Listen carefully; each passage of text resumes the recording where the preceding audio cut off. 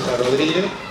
Yo pertenecía a la Armada Argentina y estuve en el desembarco en la recuperación de Malvinas el 2 de abril. Ahora paso a la presentación a mi compañero. Sí, hola, buenas tardes. Sí, yo soy Oscar Durán, pertenecía al ejército y participé en la guerra como soldado. Soldado colimba, como le decíamos antes. Pertenecía a la compañía Ingeniero 10. Nos dedicamos a todo lo que es campos minados, construcciones de puente, que bueno, la unidad mía no lo hizo, pero sí lo hizo otra unidad de ingeniero. Pero sí lo que es campo minado. Eso es más o menos lo que vamos a empezar a hablar ahora cuando se dé la charla. Bueno, hola chicos, buenas tardes. Mi nombre es Rubén Eduardo Romano. Yo también pertenecía al ejército. Yo estuve en el regimiento de infantería mecanizado 6 General Viamonte, acá en Mercedes, Buenos Aires. Y también mi rol de combate en Malvinas fue de tirador.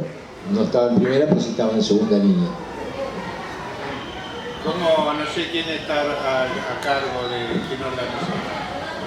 ¿La dinámica cómo le contamos nosotros o ustedes van a hacer preguntas? ¿Cómo quieren hacerlo? ¿Cómo fue a la mañana? Bueno, en el caso mío, en marzo,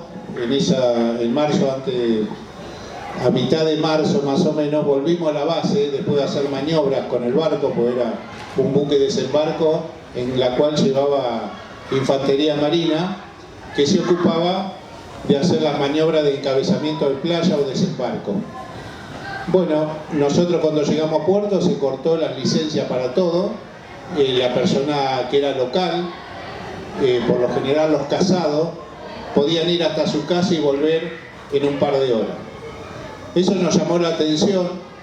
En ese tiempo había un problema con Chile, en Tierra del Fuego, pasando el estrecho Magallanes, Isla de los Estados. Entonces pensábamos que iba a ser un problema o teníamos algo relacionado a eso. Bueno, vimos que empezamos, yo en el caso mío vi que empezaron a cargar muchos víveres, agua dulce, combustible, en su totalidad de capacidad del barco, y cuando empezó a llegar infantería marina con las municiones, que ya no era el tema de práctica, entonces pensábamos que seguía siendo lo mismo, ese problema. El 28 de marzo la flota zarpó y nosotros, la capacidad del barco tenía 800 infantes marinas más la tripulación y íbamos llevando alrededor de 1000 soldados arriba más la tripulación. Así que estaba superado en su capacidad y había personal durmiendo por donde se te ocurra, pasillo, en cualquier lugar. En la bodega donde estaban los vehículos, muchos dormían arriba del vehículo. Bueno, ahí nos agarró una tormenta muy grande, el Golfo San Jorge, y el 1 de abril, por un sistema de comunicación del barco, nos avisan que nuestra misión era recuperar Malvinas. Ahí recién tomamos conocimiento de que nuestra tarea era ese que le acabo de nombrar, tomar Malvinas. Así que recuperarlas. Así que esa noche primero se dio misa, prácticamente dormir muy poco, porque todos pensábamos en su familia, yo en el caso mío, en mis familiares, que no pude ir a verlos, y bueno, a la noche empezaron a bajar los buzos tácticos para hacer el reconocimiento, y eso a nosotros nos facilitó en el momento del desembarco, que los lugares donde nosotros teníamos que desembarcar ya habían estado los buzos tácticos y habían neutralizado las posiciones inglesas.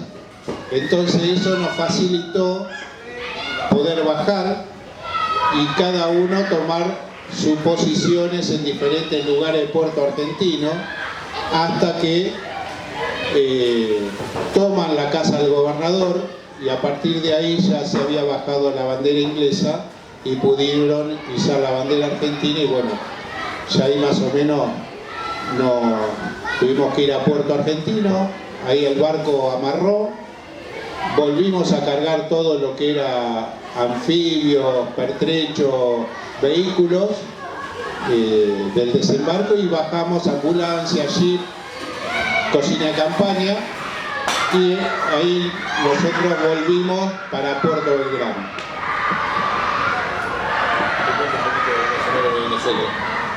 Bueno, en el caso mío y en el caso de Rubén, nosotros somos soldados conscriptos. En el caso mío, yo ya estaba...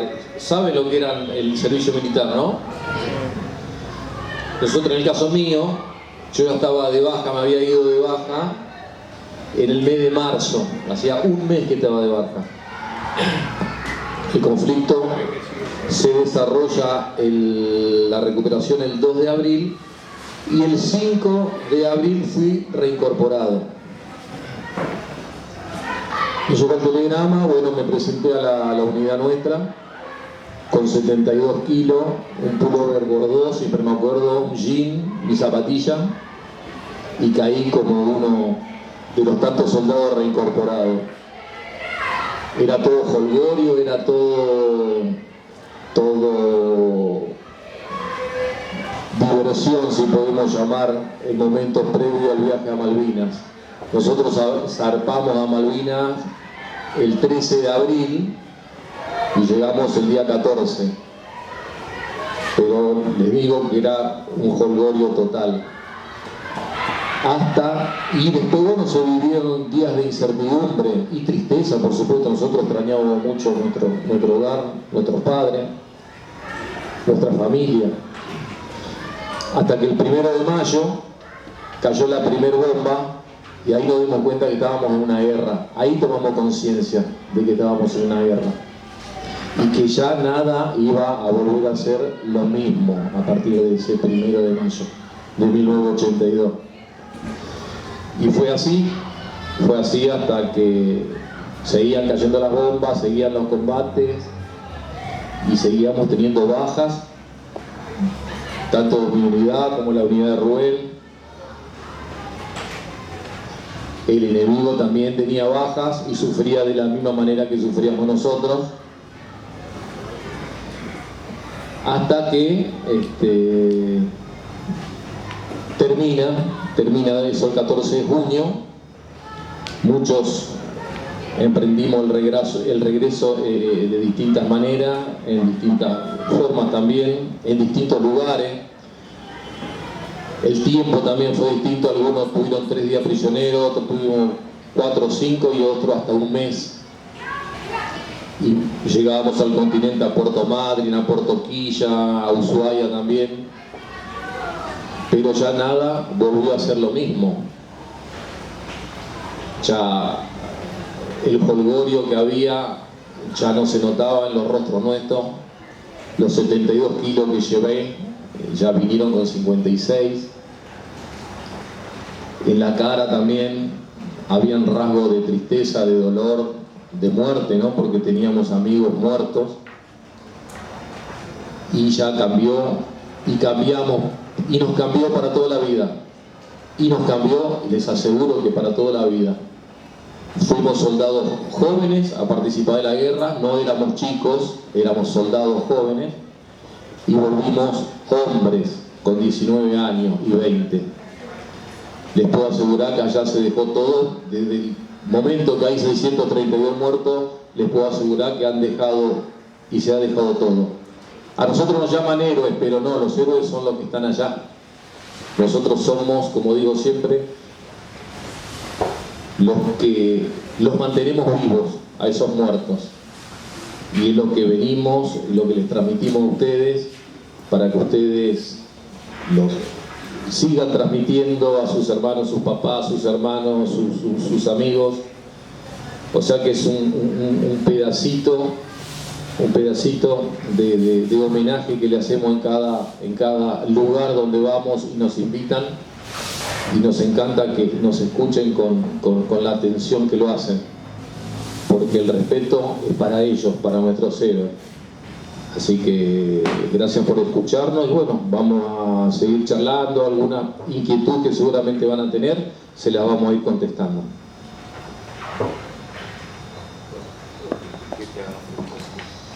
Sí, más o menos, si alguien ya quiere tener alguna pregunta en mano, quieren que contemos algo más nosotros mientras. Suéltense, no tengan miedo, cuenten, díganos a ver qué les parece, qué idea tienen de lo que estudian, de lo que ven, para podernos preguntar. Con respecto a eso, cuando volvimos, por supuesto que volvimos escondidos, ¿no? No fuimos ni aplaudidos como cuando nos fuimos. Por supuesto que sobre nuestra cabeza y sobre nuestros hombros venía, a pesar de todo, una derrota. En mi caso particular, haber llorado mucho en el pozo cuando fue la rendición, porque es como que decís, 64 días acá y no pude dar más de lo que di. A uno le parecía que era poco haber ofrecido la vida, a pesar de que uno está acá, pero uno en un bombardeo, en lo que sea, no sabés si vas a subsistir o no. Y cuando volvimos, es como que nos trajeron por la puerta de atrás y por la otra te dijeron, bueno, salí, listo, hacé tu vida de vuelta normal. Y nosotros volvimos con 20 años de una guerra, no volvimos del baile, no volvimos del tropi, que me bajé del colectivo y fui a mi casa. Y decir, me tengo que enfrentar de vuelta con todo lo que viví. En muchos lugares tuvimos que mentir que no éramos veteranos porque te tomaban de loco, te decían, no, este si estuvo en la guerra viene loco. Y ese desprecio te hacía peor todavía. Entonces tuvimos mucho tiempo callados. Por eso la causa Malvinas se reflotó mucho tiempo después.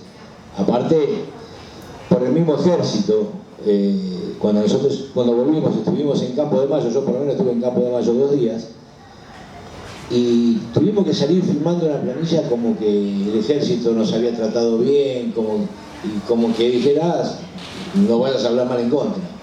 Y como todavía seguías en un estado, en un gobierno militar, bueno, sabías las consecuencias que ellos te pueden traer.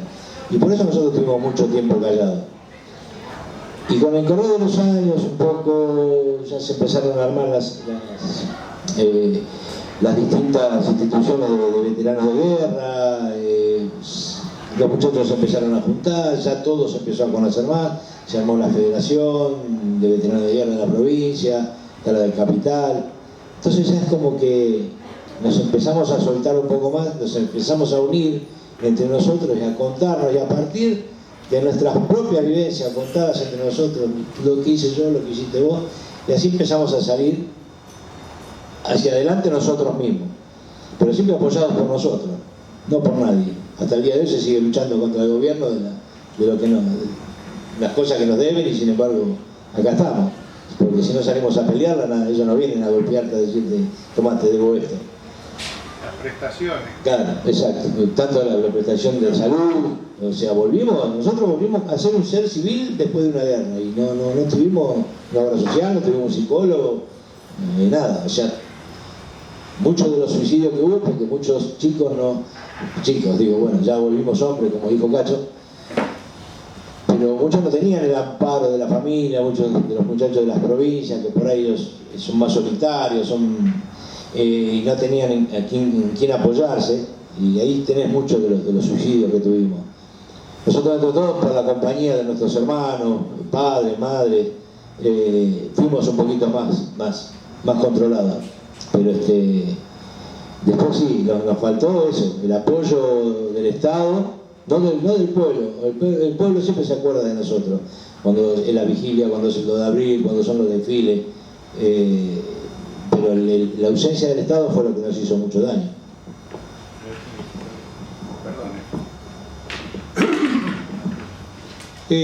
Ustedes a lo mejor ya no lo vivieron, la gente grande, más grande, mayor, se acuerda en los años 90, principio del 2000, había veteranos en los colectivos, en los trenes, te daban una cintita o una banderita y ellos, la mayoría, con adicciones, con alcoholismo. Entonces, en el caso nuestro, acá el Centro Veterano de Tigre, que está en el Bajo, ahí de Pacheco, cerca de Plaza B, atrás, los que teníamos trabajo, los que podíamos aportar algo, dejábamos un aporte para que al mediodía se sirviera una comida, ya sea, obviamente, lo más popular, un guiso, algo a la olla. Y entonces esos muchachos que bajaban del tren sabían que al mediodía tenían su almuerzo ahí en el centro veterano.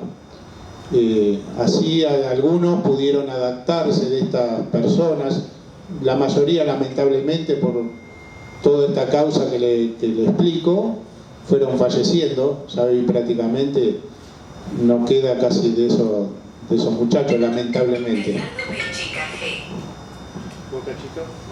Otra pregunta, por...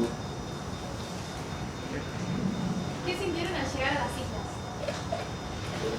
Bueno, en el caso nuestro, en el caso mío personal, orgullo primero, porque representaba a mi familia, porque en las generaciones que yo tenía no había militares.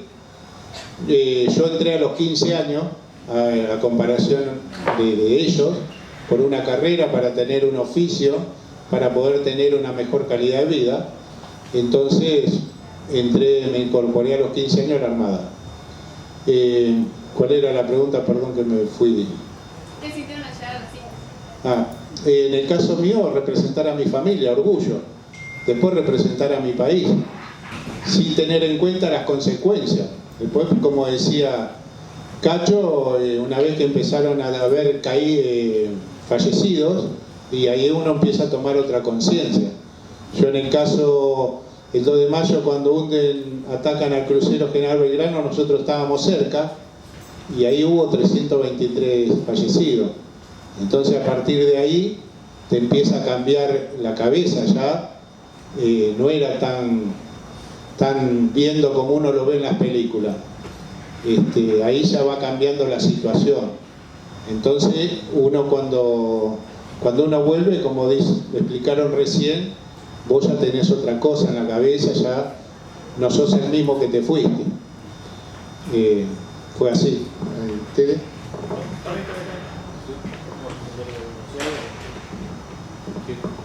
¿En la agrupación que ustedes tienen, solamente son las fuerzas terrestres o tienen marina, aérea, o gente, ¿no?, que pertenece a esos sectores? En general, no hay de todo. cuadro, soldado, había antes un piloto de Fuerza Aérea, la agrupación Fénix, que está en Torcuato, también se suele juntar, amén que ellos tienen su institución allá, civiles, militares, soldados, no, en ese sentido estamos todos juntos.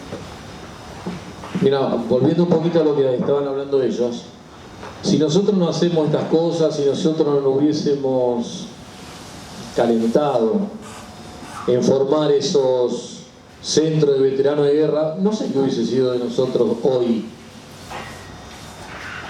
No sé qué hubiese sido de nosotros hoy. Desde el 83 acá han pasado muchos gobiernos y siempre la tuvimos que pelear. Desde el primero, que fue de Alfonsín, hasta bueno, siempre fueron unos peores que otros, no es que fueron unos mejores. El gobierno de Alfonsín fue el que peor nos trató, con el que peor la pasamos, porque nos ignoró por completo. Y después, bueno, algunas cosas íbamos consiguiendo, pero siempre golpeando puertas, siempre. No hubo un gobierno que diga, bueno, muchachos, ustedes se merecen esto, a ustedes les corresponde esto, ustedes tienen en salud esto. Siempre golpeando puertas, siempre, hasta el día de hoy. ¿Qué sienten ustedes cuando se menosprecia la causa Malvinas? Cuando se los trata de no, porque pobres pibes, que ustedes no eran pobres pibes. Eran soldados argentinos con orgullo, ¿no? ¿Y qué sienten ustedes cuando escuchan esas cosas? Bueno, hoy en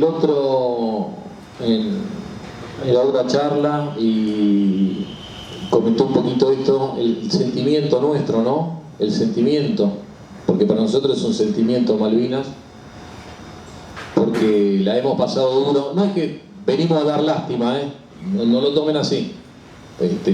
Acuérdense que nosotros estamos acá representando a nuestros héroes. Y venimos y contamos lo que fue la causa Malvinas por nuestros héroes. Porque los héroes nuestros son los mismos que tienen ustedes, que son los 632 caídos allá. Vos fijate, el orgullo que sentíamos del momento que nos citaban y nos presentábamos en colectivo y en tren para ir a nuestras unidades. Después, bueno, todo lo que conllevó la guerra, el hambre, el frío, la bomba, la muerte, el dolor, el extrañar, y después volver a tu casa. Porque yo le decía que me presenté con un pullover bordó, un jean y una zapatilla, y cuando vuelvo a mi casa después de 3 meses exactamente, me volví con mi pullover bordó, mi jean y las zapatillas, y ya no tenía los 72 kilos encima, venía con 56 kilos, con una derrota en la espalda y un montón de muertos. A las 6 de la mañana estaba en un buque inglés y a las 6 de la tarde yo estaba volviendo en colectivo a mi casa.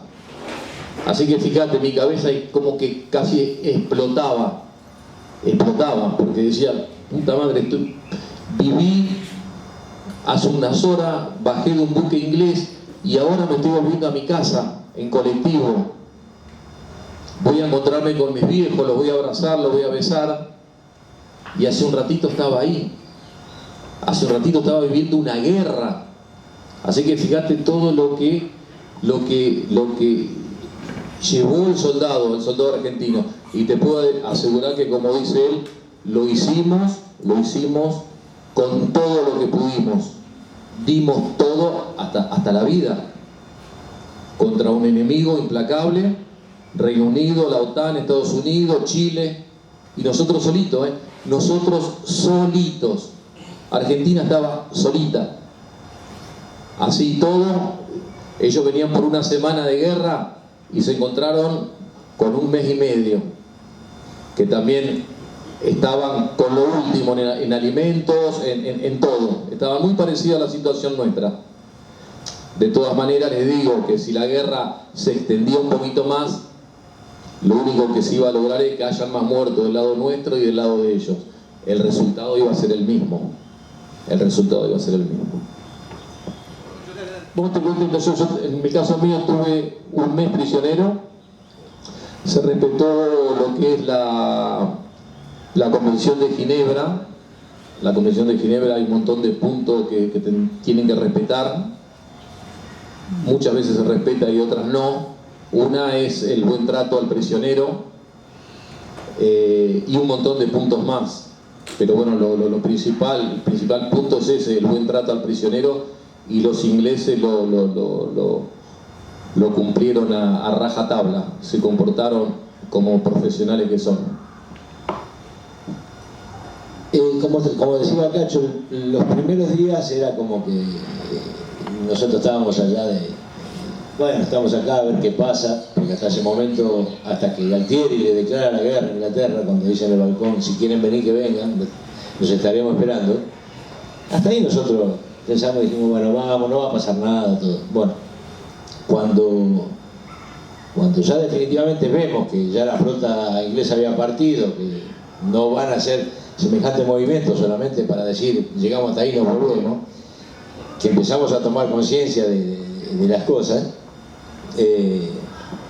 ahí un poco nos empezamos a angustiar y a decir, bueno, ahora qué va a ser de nosotros, ¿no? Y con respecto a lo que vos me decías, que era ¿cómo es? De si me llegaban las cosas y todo, hasta que ellos no atacaron, las cosas llegaban.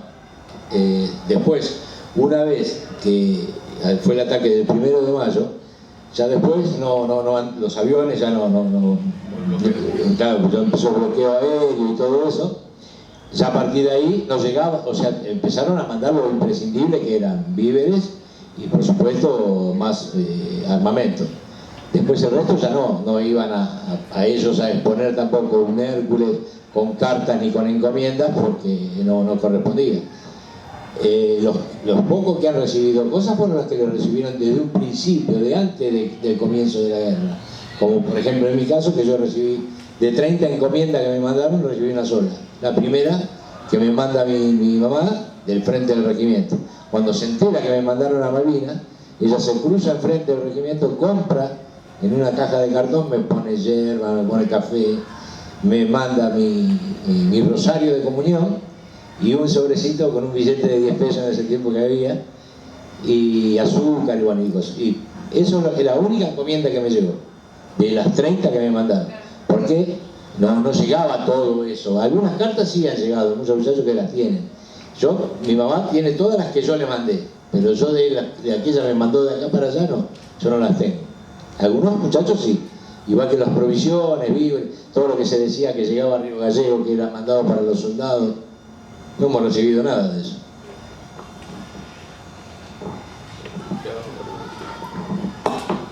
¿Qué podría ser algo positivo que puedan sacar de la guerra? Positivo nada. O sea, desde el momento que caen seres humanos, personas, ya sea religión o lo que fuese, no se justifica.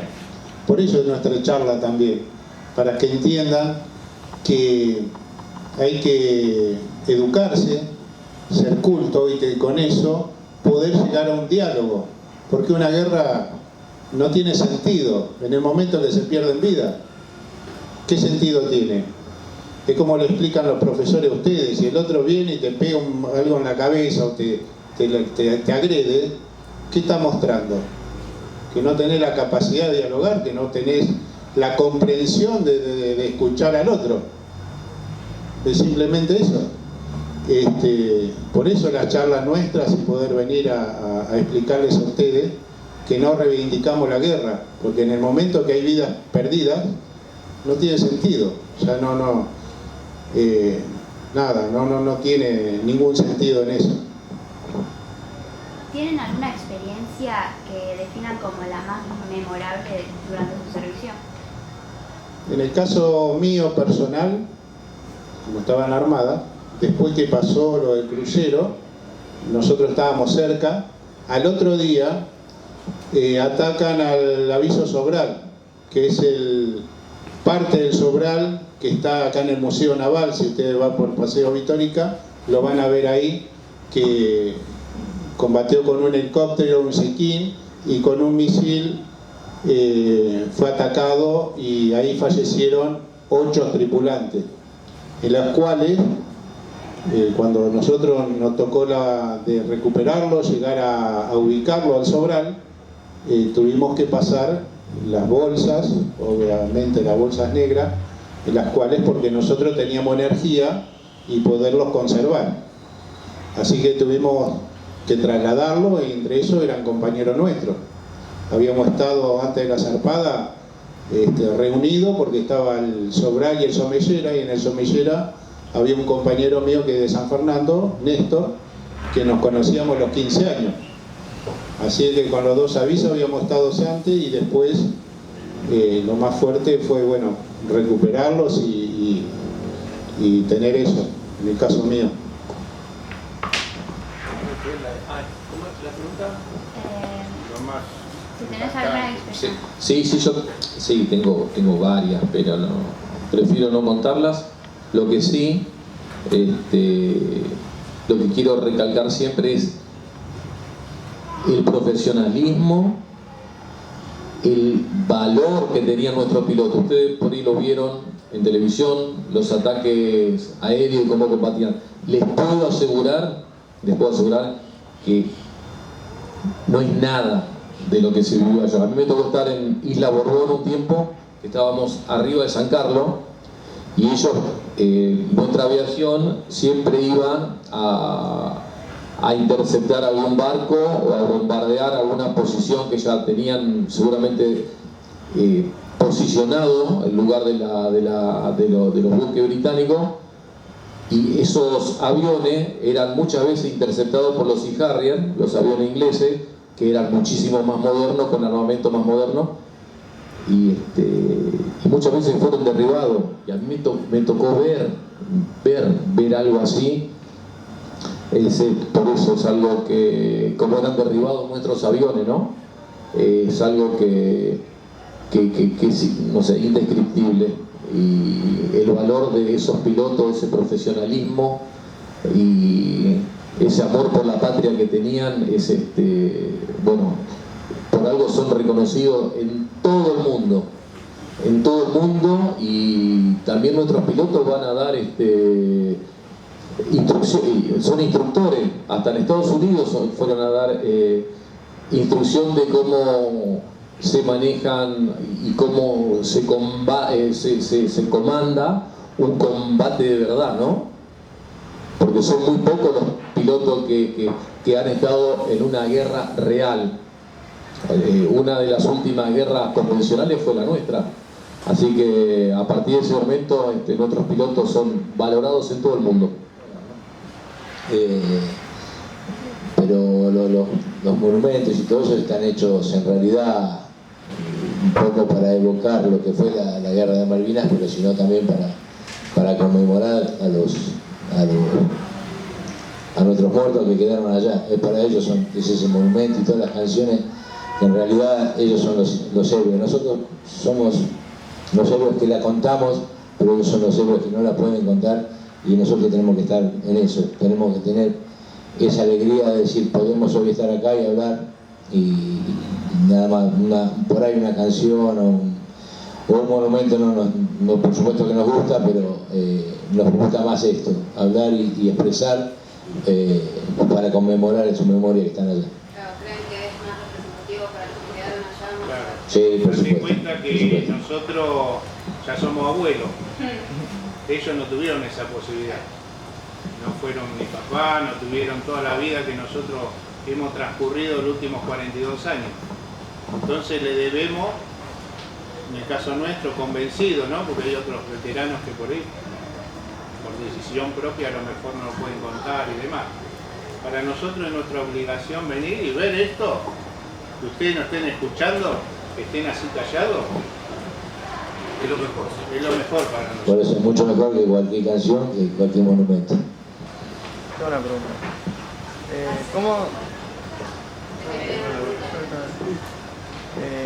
¿Cómo se sienten cuando hay ciertos sectores sociales que no los reconocen realmente como héroes? Bueno, en el caso de nosotros,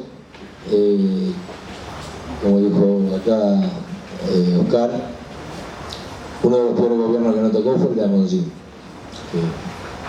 porque él tuvo que luchar a favor de la democracia y en contra de los militares que lo tenían ahí. Y a nosotros, desgraciadamente, se nos involucró en una bolsa en la cual nosotros no estábamos.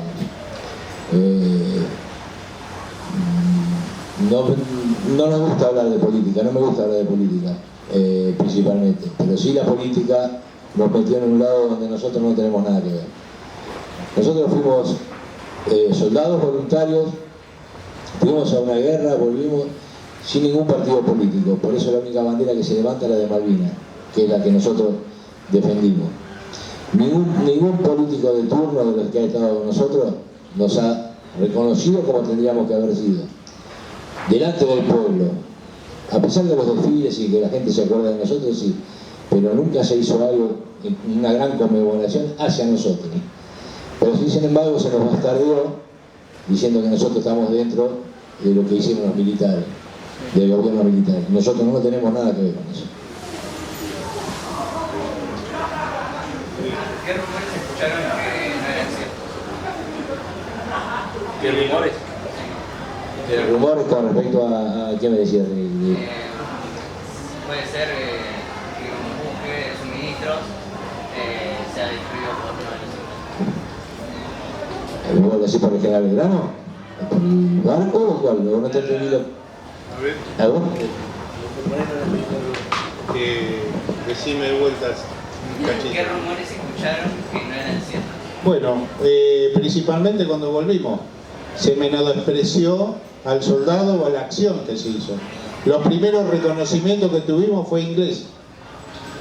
La propia fuerzas inglesas, yo en el caso particular tengo hijos de veteranos que siguieron la carrera, e hicieron después Chipre, Haití y demás. Y los soldados ingleses que habían participado en Malvinas iban a buscarlo para estar con ellos, para preguntar si había algún veterano todavía, porque fue algo muy particular, que después de Malvinas casi la mayoría no fuimos de baja, en el caso mío que yo seguía la carrera, por una decisión propia que no se cumplieron ciertas normas, no me sentí identificado por los superiores, porque como dijo él, no tuvimos asistencia, nada. Entonces digo, ¿para qué estoy? ¿O para qué vine? ¿O para qué? Entonces hubo una reacción general que casi la mayoría no fuimos a la vida civil. De parte nuestra nos costó muchísimo tiempo ser parte de un reconocimiento. Lo primero que tuvimos fueron de parte de ellos. ¿Otra? Con todo lo que tienen, o sea, con todo lo que vivieron, todo lo que tienen, nunca se les ocurrió escribir o hacer una biografía. Sí, hay varios. Si vos entras hoy, tenés YouTube, entras por la página, busca Malvinas en primera persona, hay un montón de relatos, materiales, entren ahí y tienen 1000 informaciones, inquietud como él. Gracias a Dios, hoy existe la comunicación, que hay muchos archivos contados por nosotros y que ahí pueden sacar mucho material. Y es más, si buscas los que están buscados por los ingleses, pues sabes que no habla mucho mejor de nosotros que nosotros mismos. Hay un libro que se llama No Picnic, que ahí explica uno de los oficiales en combate lo que pasaron ellos, y por eso se llama el libro No Picnic, que ellos pensaron que venían por una semana, pocos días, y les resultó bastante difícil, ¿no? El ejército argentino, en realidad la aviación, hay que sacarse el sombrero, por eso ellos tienen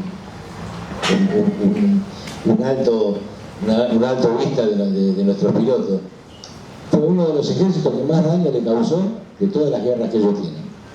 Más bajas en lo naval y en lo personal, en el enfrentamiento cuerpo a cuerpo. Es uno de los ejércitos en el mundo que más frente le hizo, sin tener ni siquiera todo lo que ellos tienen, tanto como en ropa, como en armas y en preparación, a lo que fuimos nosotros, que fuimos mandados simples hombres, que fuimos a una guerra, tomate de un fusil y andá y arreglate. Y sin embargo, esos que venían preparados sufrieron muchas bajas. ¿Se sabía lo que se decía en los medios acá en Argentina? ¿Ustedes lo sabían en el momento o se enteraron después de lo que se decía? Estando allá, sí nos enterábamos y sabíamos que no era lo real, porque sabíamos lo que estábamos viviendo y se contaban cosas acá que lamentablemente no eran. Algunas cosas sí eran verdades, pero eran la propaganda de guerra, ¿no? En toda guerra hay propaganda. Esa fue la propaganda nuestra, pero bueno, los alemanes también lo hicieron y sabíamos que mentían, y bueno, acá también. Sí. Personalmente a cada uno, cuando volvieron, ¿qué fue lo que más los ayudó a salir adelante?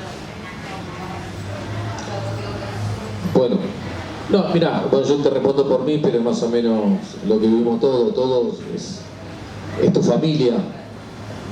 Es la familia, no hay otra. Hoy que estamos un poquito más grandes, bueno, si bien nos seguimos refugiando en nuestra familia, pero también nos refugiamos entre nosotros.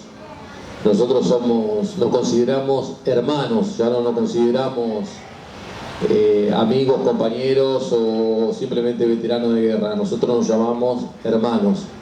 Siempre que alguien necesita algo, hay un veterano al lado que va a estar. O sea que hoy el puntal nuestro como para seguir adelante siempre va a ser tu familia y nosotros. ¿Ustedes creen que hoy en día hay una oportunidad de recuperarla? O sea, sin guerra, sin Yo le respondo cortito después. No, por ahora no. Por ahora no. Ojalá sea, por supuesto que si va a ser en forma diplomática, sin ninguna duda, pero yo creo que hoy estamos lejos de eso. Hoy creo que estamos lejos. Primero, como país, si no presentas una seriedad como país, no te van a tomar en cuenta. Si vos no tenés unas fuerzas armadas equipadas, tampoco, porque ellos están sabiendo que no tenés. Entonces, ¿con qué vas a ir a más que una charla en una mesa diplomática? Entonces, si vos no te fortalecés y no presentás como un país, entonces no tenés chance. Hoy prácticamente no te tienen en cuenta porque no te pueden llegar a recibir en una mesa, pero no pasa más de ahí. Aunque tengamos todos los derechos, ¿no? Que podamos ir a discutirlo, pero lamentablemente estamos así en estas condiciones. Porque como país nunca políticamente se fue con algo firme y consistente de decir, no, quiero que nos devuelvan por esto, y acá me planto y acá me quedo. No por guerra, sí, diplomáticamente, pero tratar de pelearla, si por la geografía te da por los kilómetros, te da por todo. Y no la podés conseguir porque no tenés apoyo de otros, por supuesto que necesitas apoyo de otros países, para que tu compulsa sea aceptada, pero no tenés una razón de Estado, de república, de decir, esta república pelea por esto. No tenemos armado ese escudo todavía como para ir a pelear. Claro, es complicado. Es complicado, nosotros somos, como dije allá, un país del tercer mundo, no tenemos fuerza política.